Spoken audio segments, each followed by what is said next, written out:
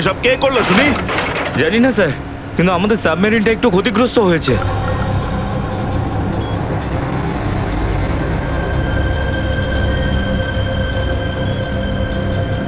ক্যালারে navy এসে গেছে, ওদের জাহাজ আর কামান দেখা যাচ্ছে। কি? কি না? হ্যাঁ, নেভিরা তো সামনে চলে এলে তোমাদের মরার এত শখ। কিন্তু স্যার এখন কি করব? কি আর করবে, কেটে পড়ো এখান থেকে। আমাদের পুরো অপারেশন ভন্ডুল করার আগে আমাদের এখান থেকে চলে যেতে হবে। কিন্তু এত অল্প ক্রিউ মেম্বার নিয়ে সাবমেরিনকে কি করে শিফট করব, তাও এত অল্প সময়? সেসব আমি কিচ্ছু জানি না, কিছু করো আর এখান থেকে বেরো, যাও, জলদি করো, যাও। Okay sir.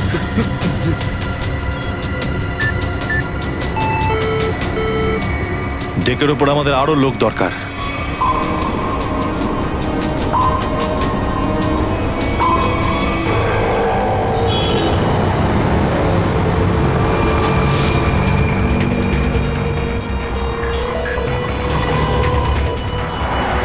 ভাই এই গলিতেই তো এসেছিল। গেল কোথায় ও? ফোন কর, তাড়াতাড়ি ফোন কর ওকে। হ্যাঁ,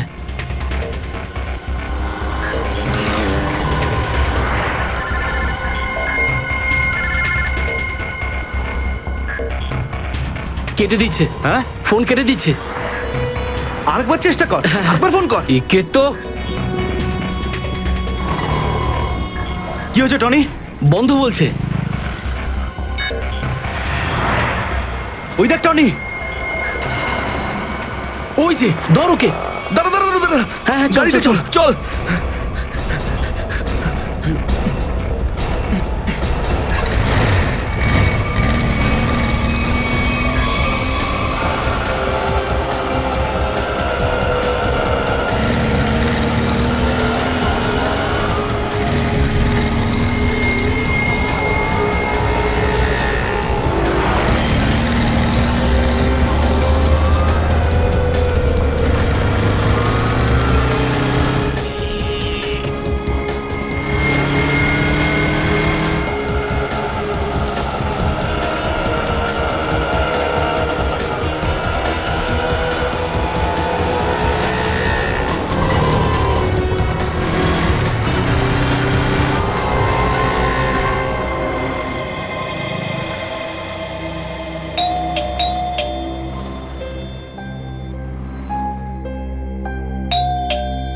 অনন্যা, লাইট তো জ্বলছে, তার মানে অনন্যা বাড়িতেই রয়েছে, কিন্তু দরজাটা খুলছে না কেন? অনন্যা, অনন্যা, কোথায় গেছে এই মেয়েটা? অনন্যা,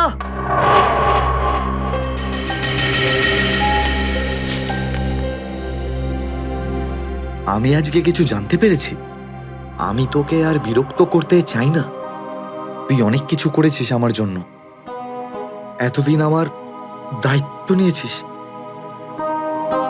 এবার আমি চলে যাচ্ছি, তুই নিজের খেয়াল রাখিস।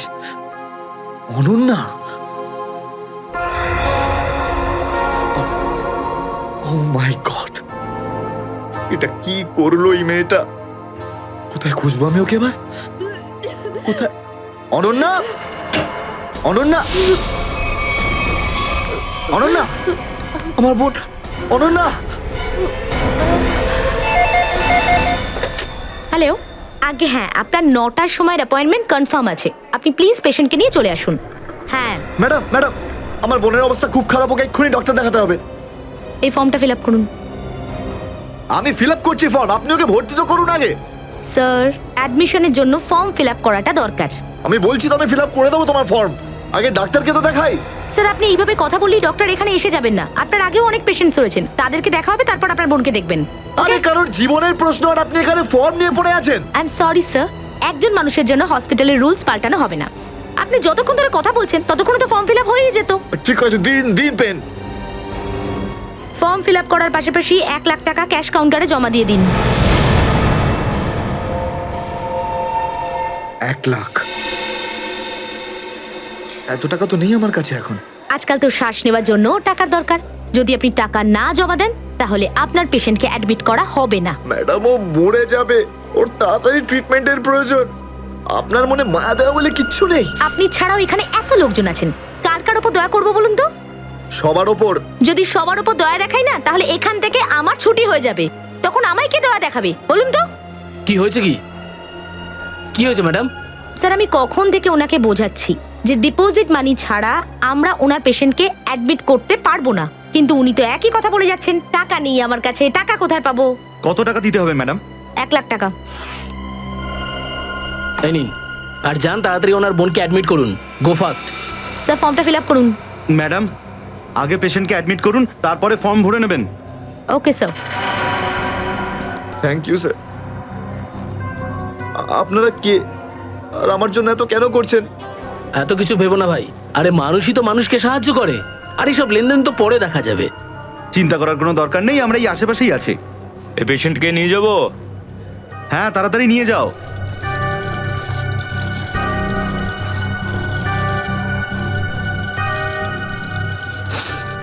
আমি আসছি এক্ষুনি। হ্যাঁ, যাও।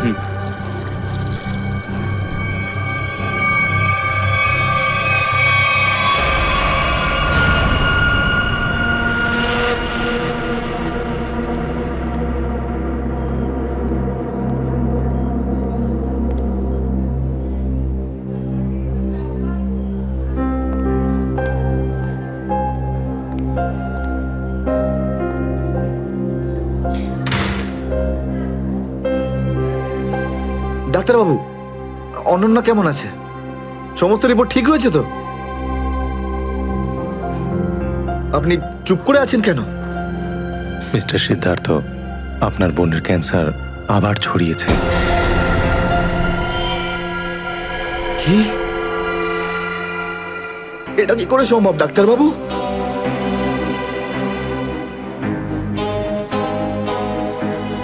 এটা কি করে হতে? সিদ্ধার্থ, এরকমটাই হয়েছে। কিন্তু অনন্যা তো ঠিকই ছিল, তাই না? ওর সমস্ত রিপোর্ট বলছিল যে ওর আর কোনো বিপদ নেই, আর আপনি বলছেন যে আবার? না ডাক্তারবাবু, এটা হতে পারে না। এমনটাই হয়েছে। গত 3 বছর ধরেও বিপদমুক্ত ছিল, কিন্তু এইবার রোগ অনেক বেশি ছড়িয়েছে। খারাপ কিছু ঘটেও যেতে পারে। আপনি কি বলতে চাইছেন ডাক্তারবাবু? এটাই যে তোমার বোন অল্প কয়েকদিনই বাঁচবে। না ডাক্তারবাবু, এরকম বলবেন? ডাক্তারবাবু, ওর জন্য কিছু করুন না ডাক্তারবাবু, কিছু করুন আমার বোনের জন্য প্লিজ। এক্সপেরিমেন্টাল ট্রায়াল আছে, হয়তো এতে ওর প্রাণ বেঁচেও যেতে পারে। হ্যাঁ, তো করুন না এক্সপেরিমেন্ট। আমি কখন আটকালাম? প্লিজ করুন। কিন্তু এই ট্রিটমেন্টে অনেক খরচা হবে। কত? কম করে প্রায় 15 লাখ টাকা। 15 লাখ? অনন্যার জ্ঞান ফিরেছে, ও আপনাকে ভেতরে ডাকছে।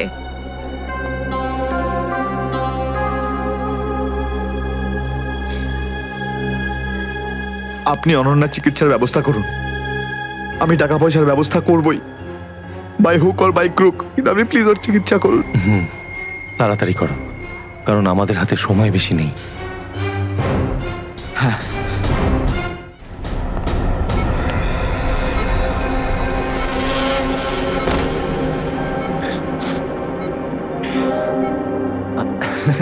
আরে অনন্যা, ডাক্তারের সঙ্গে কথা হলো আমার। তুই তো একদম ঠিক আছিস। বেশ, আর কয়েকদিনই তোকে বাড়ি ফেরত নিয়ে চলে যাবো আমি। তুই না দাদা, এখনো অব্দি মিথ্যে বলতে শিখলি না।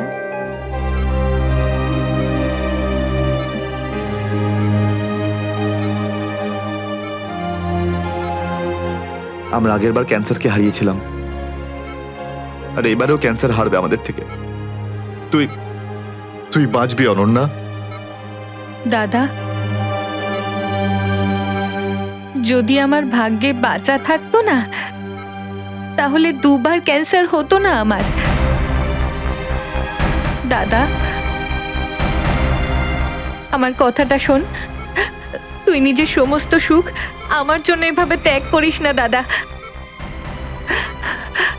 তুই আমায় ভুলে যা দাদা। এবারে নিজে ভালোভাবে বাঁচ। আমার সব খুশি তো তুই, অনন্যা। তুই, তোকে যে কোনো ভাবে আমি বাঁচিয়ে ফিরবই।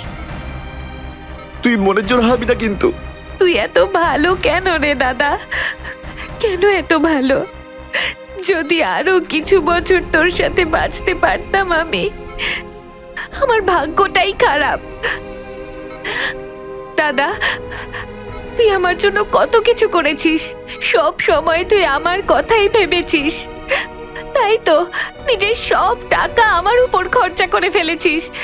নিজের চাকরিটার পর্যন্ত বেহাল অবস্থা করেছিস। এখন কি নিজের প্রাণ দিয়ে তুই আমায় বাঁচাবি?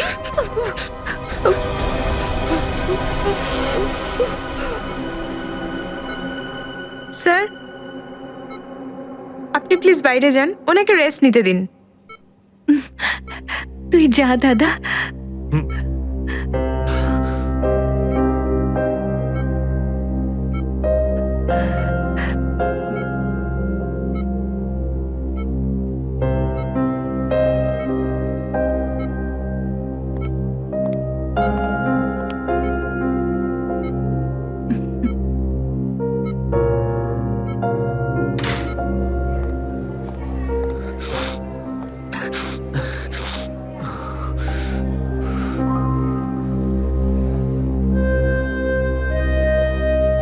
কোথা থেকে আনবো এত টাকা?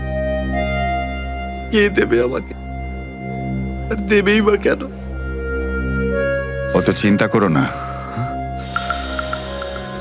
চিন্তা করে নয়, বরং কখনো চেয়ে মনের ইচ্ছে পূরণ হয়।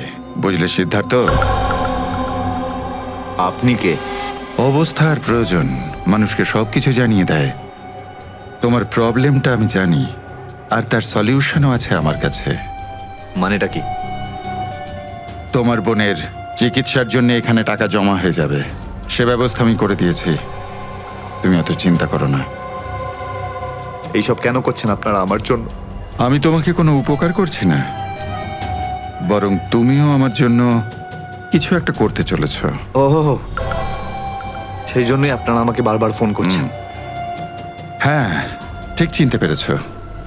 কিছুক্ষণ আগে আমার লোকেরাই তোমাকে 1 লক্ষ টাকা দিয়ে সাহায্য করেছে। আচ্ছা, কি করতে হবে আমাকে? সময় হলে আমিই তোমাকে জানিয়ে দেব। আগে তুমি তোমার বোনের ভালো করে চিকিৎসা করাও, তাড়াতাড়ি ওর ট্রিটমেন্ট শুরু করো।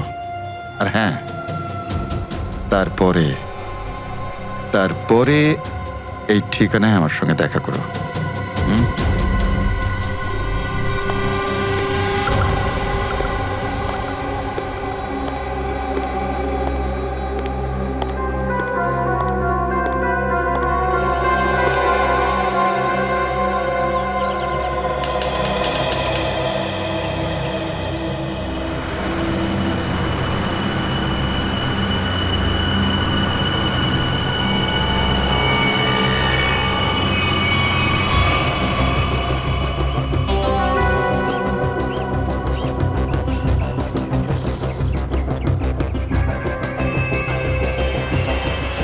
স্যার, ওর কাছে দাঁড়াবো?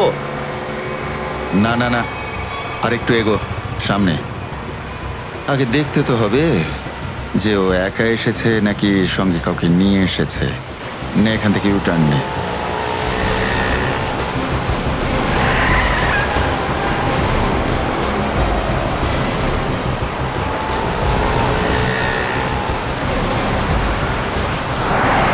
মনে হচ্ছে সঙ্গে আর কেউ নেই।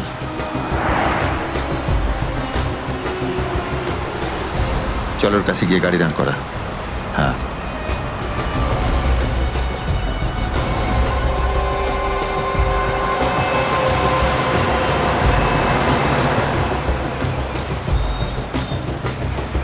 এসো, ভেতরে চলে এসো।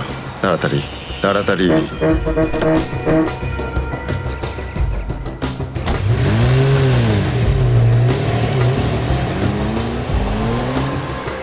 আমায় কোথায় নিয়ে যাচ্ছেন? প্রশ্ন নয়, একদম চুপচাপ বসে থাকো।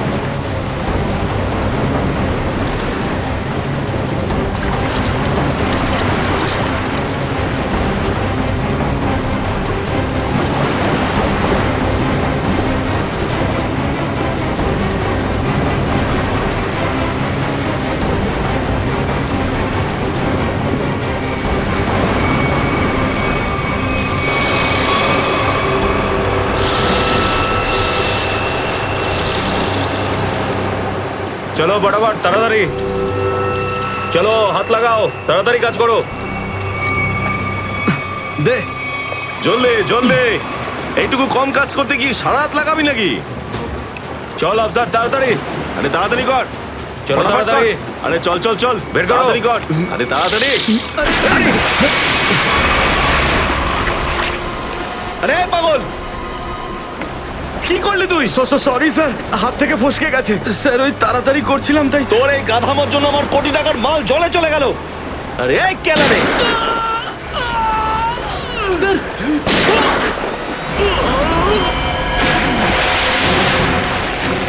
বস, বাকি বাক্সগুলো তুলে নিয়ে এখান থেকে বেরিয়ে যাই। হ্যাঁ এই চলো, বের কর বের কর, দে ফটাফট। হ্যাঁ চলো চলো তাড়াতাড়ি। হ্যাঁ এই দুটো লাশই সমুদ্রের মধ্যে কম করে 12 ঘন্টা ডুবেছিল। হ্যাঁ সালুকে, হ্যাঁ কোস্টগার্ডরাই এদের দুজনকে পেয়েছে। ওরাই এই দুটো লাশ উদ্ধার করে আর আমাদের হাতে তুলে দেয়। ভাই, এই দুজনকে পয়েন্ট ব্ল্যাঙ্ক রেঞ্জ থেকে গুলি করা হয়েছে। এর ক্ষতটা দেখো বস, এ দেখো। দুজনের ক্ষতই এই কথা বলছে। হ্যাঁ, আরও একটা ব্যাপার স্যার, বেশ কিছুদিন ধরে এরা ঠিকমতো খাবার দাবারও পায়নি। এদের বডিজ দেখে লাগছে যে খুব অল্প সময়ের মধ্যেই এদের ওজন তাড়াতাড়ি হ্রাস পেয়েছে। বস, ওদের বন্দি করে রাখা হয়েছিল। এ দেখো, এটা দড়ির দাগ। এদেরকে বেঁধে রাখা হয়েছিল দুজনকেই সমুদ্রের মধ্যে। সমুদ্রের গভীরে কোথায় কোথায় লুকিয়ে রেখেছিল এদেরকে? তারপরে মেরে ফেলেও দিয়েছে। কি কি চাইছিল খুনি? হ্যাঁ সচিন, আচ্ছা ঠিক আছে, বলো সচিন, কি জানতে পেরেছো? স্যার, এরা দুজন সমুদ্রের পাশের গ্রামটাতে থাকে স্যার, আর ওরা কাল রাতে কিছু এমন দেখেছে যেটা বলতে চায়। আচ্ছা, তাহলে বলো কি দেখেছো তোমরা? স্যার, কালকে রাতে আমরা মাছ ধরার জন্য সমুদ্রের অনেক গভীরে যাই। আমাদের নৌকার ইঞ্জিনটা খারাপ হয়ে যাওয়াতে আমাদের ফিরতে অনেক সময় লেগে যায়। স্যার, যখন আমরা ফিরে আসছিলাম তখন কিছুটা দূরে আমরা একটা বোটের আওয়াজ শুনতে পাই, আর তাতে বসে কিছু লোক কারোর জন্য অপেক্ষা করছিল। আচ্ছা, কারা সেই লোক? স্যার জানি না, অনেক অন্ধকার হয়ে গেছিল। হ্যাঁ স্যার, তখন সমুদ্রের মাঝখান থেকে জোরে জোরে ইঞ্জিনের শব্দ পাচ্ছিলাম। জলের ঢেউ একেবারে উথাল পাথাল করছিল, আর তারপরে সমুদ্রের মাঝখান থেকে কোনো জিনিস ওপরে চলে আসে। সমুদ্রের ভেতর থেকে কোনো জিনিস ওপরে চলে আসে? কি? একটা বড় বাসনের মতন জিনিস হবে।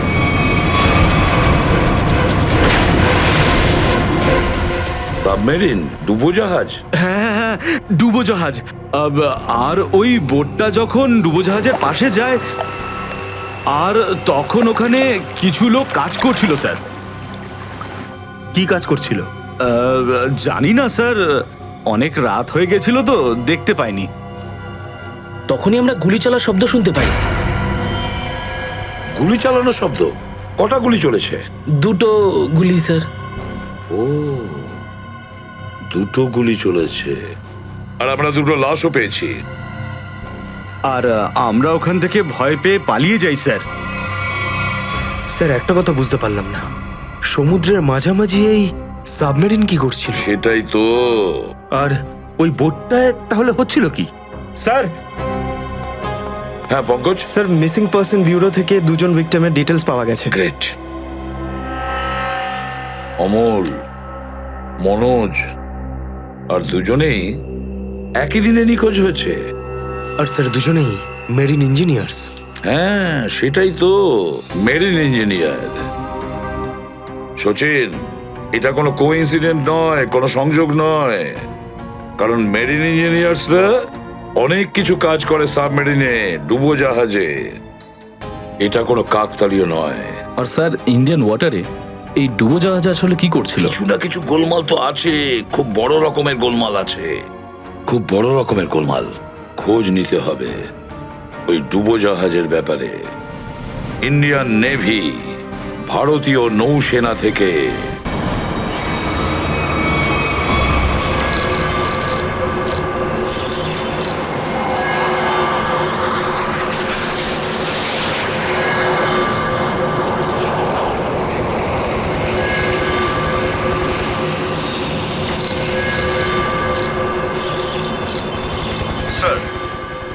250 কিলোমিটারের রেডিয়াসে কোনো সাবমেরিন নেই। মাছওয়ালারা কি এই লোকেশনটাই বলেছিল? মনে হচ্ছে ওই সাবমেরিন আমাদের থেকে অনেক দূরে চলে গেছে। একটা রক সাবমেরিন ইন্ডিয়ান ওয়াটারে, বিশ্বাসই হচ্ছে না। কিন্তু এটাই সত্যি। কিন্তু ওরা করছিলটা কি? এটাই তো খোঁজ নিতে হবে।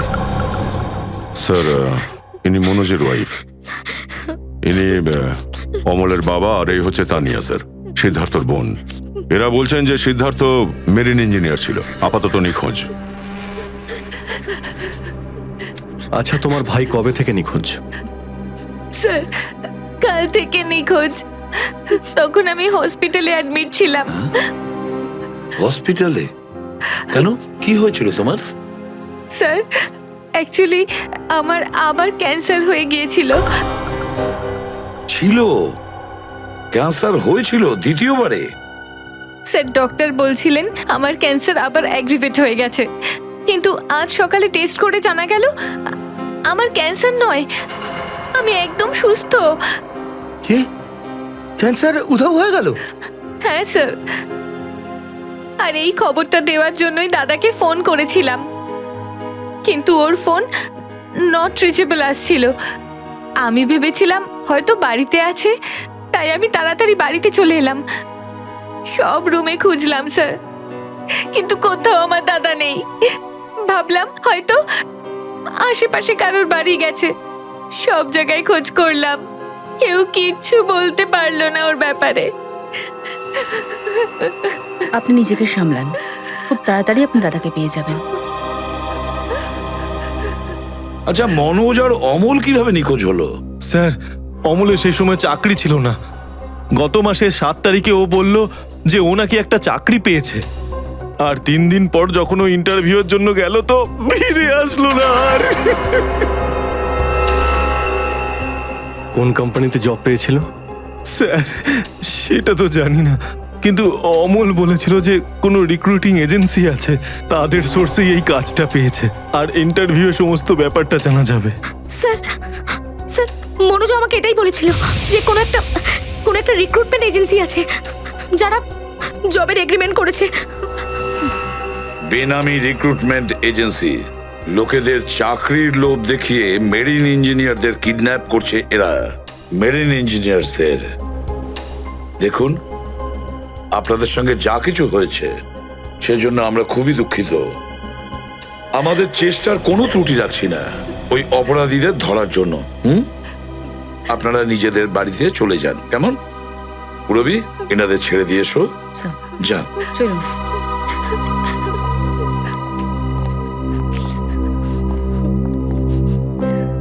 স্যার, হ্যাঁ স্যার প্লিজ স্যার, আমার দাদাকে খুঁজে দিন আপনারা। ও ছাড়া আমার আর কেউ নেই স্যার, আমার আর কেউ নেই। দেখো মা, চিন্তা করুন না, তোমার ভাইকে আমরা খুঁজে দেবো, আমরা কথা দিচ্ছি।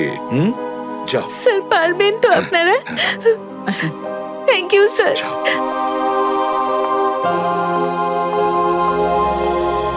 এই অনন্যা ডাক্তারের সঙ্গে কথা বলতে হবে। স্যার, স্যার হতে পারে যে সাবমেরিনে প্রচুর টেকনিশিয়ানের প্রয়োজন ছিল, আর সেই জন্যই ওরা এই চাকরির জালটা পেতেছিল।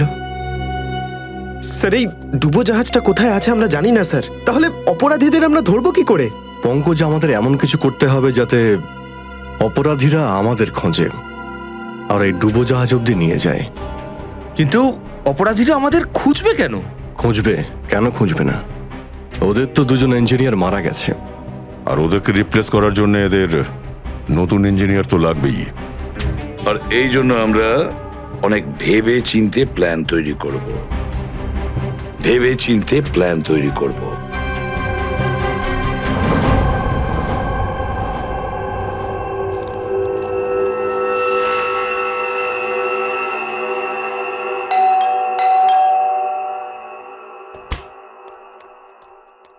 মনে হচ্ছে এসে গেছে।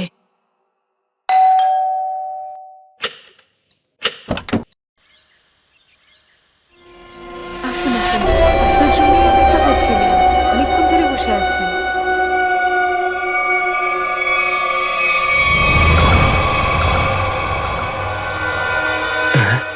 আসুন না, আসুন ভেতরে। অশোক আপনার জন্যই ওয়েট করছিল। Good morning sir, good morning, welcome welcome. Please have a seat sir, বসুন বসুন। আমি আপনাদের জন্য চা নিয়ে হ্যাঁ আসছি। ঠিক আছে। নো থ্যাঙ্কস, আমি চা খাই না।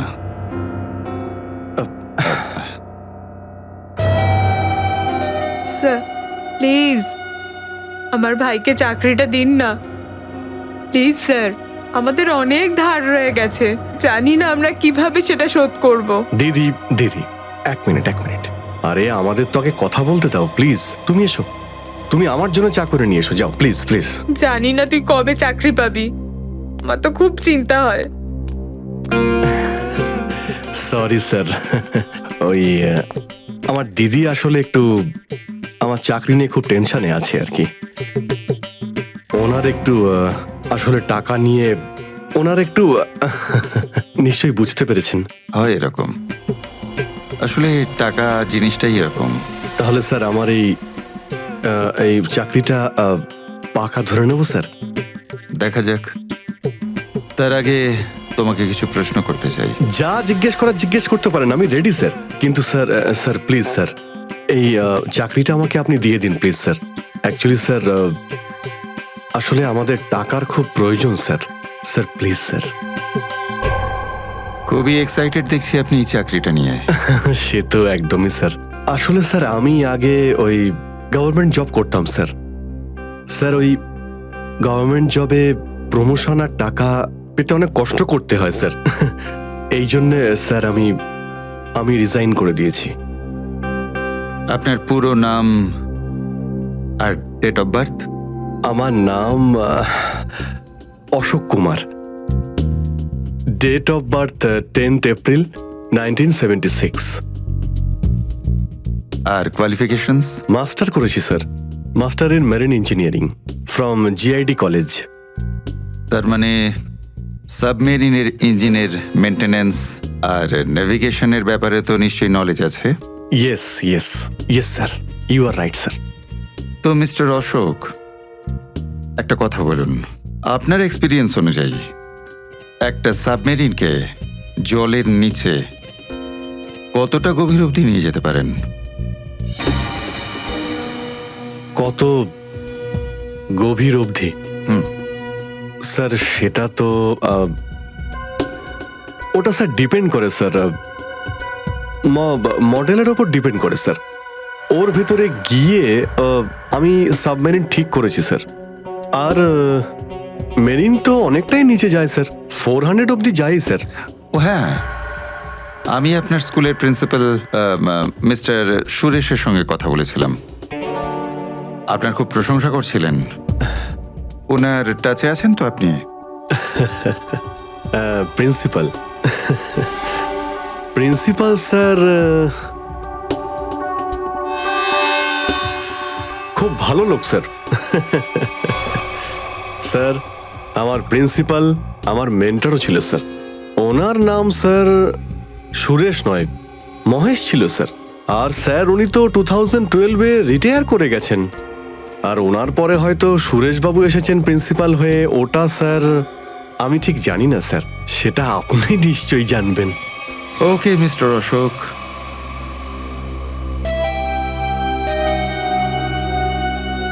আপনার চাকরিটা পাকা।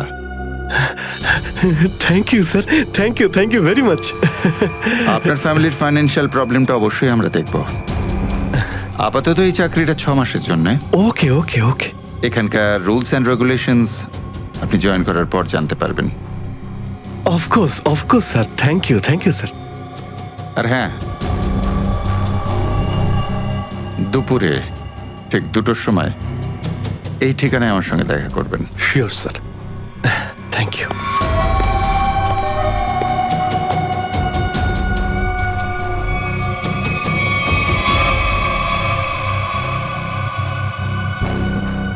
কাজ হয়ে গেছে, আরো একটা জব পাকা হয়ে গেছে আমার।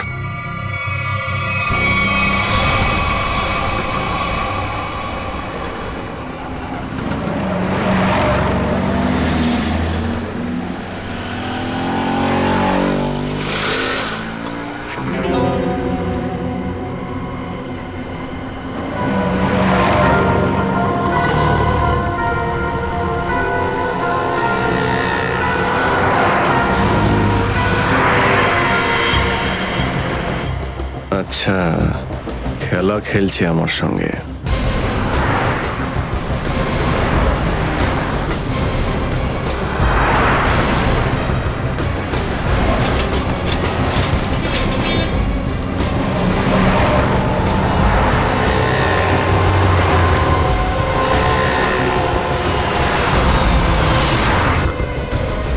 নমস্কার। হ্যাঁ ঠিক আছে, ভিতরে বস।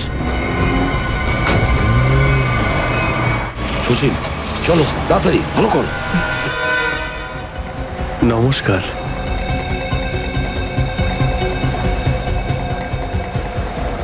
কি ব্যাপার, আপনারা কিছু বলছেন না যে?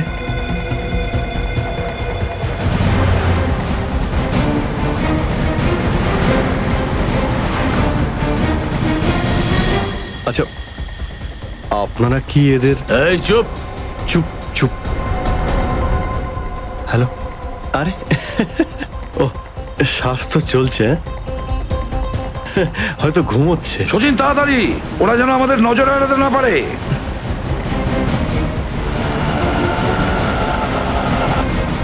আরে স্যার, আপনি চোখ খুলে কেন ঘুমোচ্ছেন?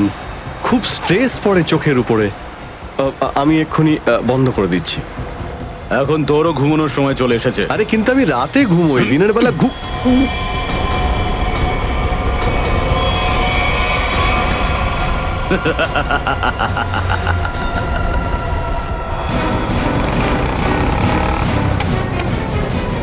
স্যার, ওরা তো বেরিয়ে গেল। সচিন, কিছু একটা করো, ওই গাড়িটাকে আমাদের ফলো করতেই হবে।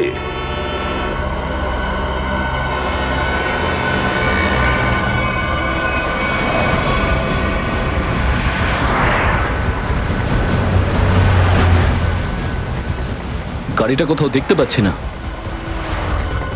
সচিন দেখো, একটু দেখো তোমার রাইটে কিছু দেখা যাচ্ছে কিনা। স্যার, ওই যে গাড়িটা।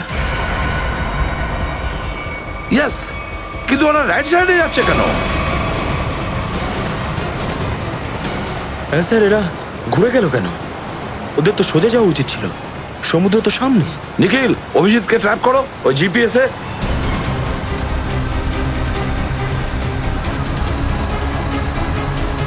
অভিজিৎ স্যারের জিপিএস ডিভাইস সিগন্যাল দিচ্ছে না, কাজই করছে না। ওভারটেক করো এই গাড়িটাকে, ওভারটেক করো। এই দাঁড়া দাঁড়া দাঁড়া দাঁড়া।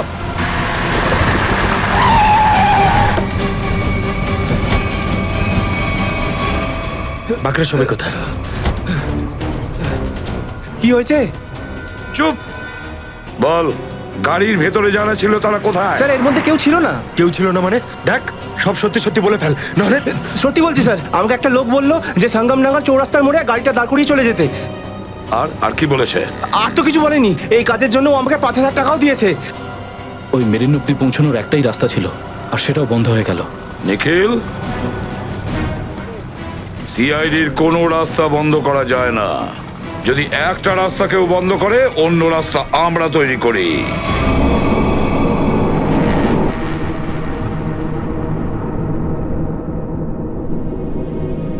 দুজন ইঞ্জিনিয়ার ছিল,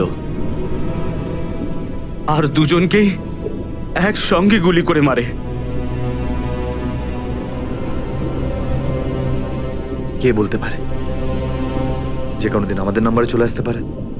হ্যাঁ, আমাদেরও একদিন আসবে, সমুদ্রের মাঝে আমরা ডুবে যাব, কিন্তু আমাদের ব্যাপারে কেউ কিচ্ছু জানতে পারবে না। ঠিক বলেছ, কিন্তু মৃত্যুর আগে একবার বেঁচে ওঠার চেষ্টা তো করতেই হবে না?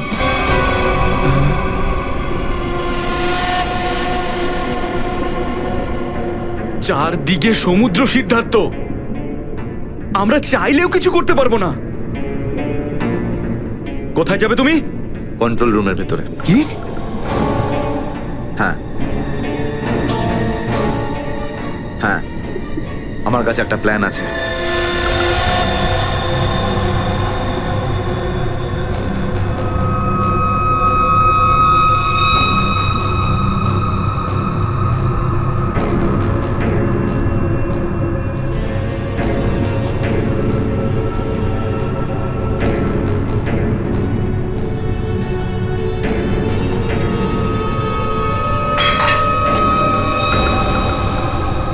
কেউ ওখানে?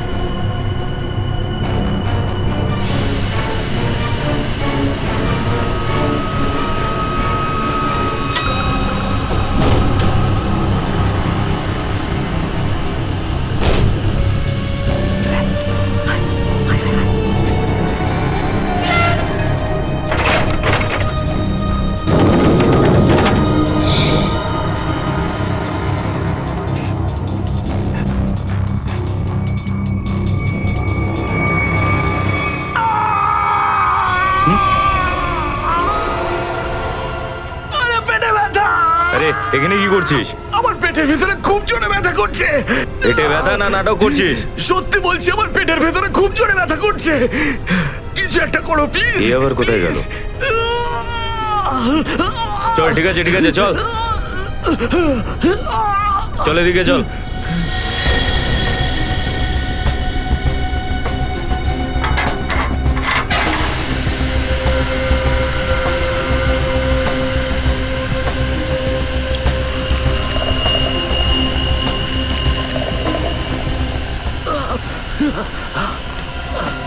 এখানে ওষুধপত্র আছে, খেয়ে নে। কিন্তু এখানে পেট ব্যথার ওষুধ কোনটা? আরে আমি ডাক্তার নাকি? যা খাবার খা, তারপর ঘরে চলে যা। কিন্তু আমি কি করে জানবো যে এখানে পেট ব্যথার ওষুধ কোনটা? আরে শুনুন, শুনুন না।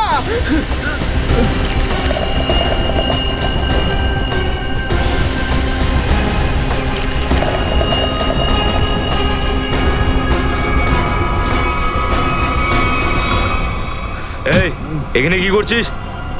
আমি কন্ট্রোল রুম দেখতে এসেছিলাম শুধু। এই না জিজ্ঞেস করে কি করে এলি তুই? এদিক ওদিক গেলে না প্রাণে মেরে দেবো। চল বেরো এখান থেকে, বেরো চল।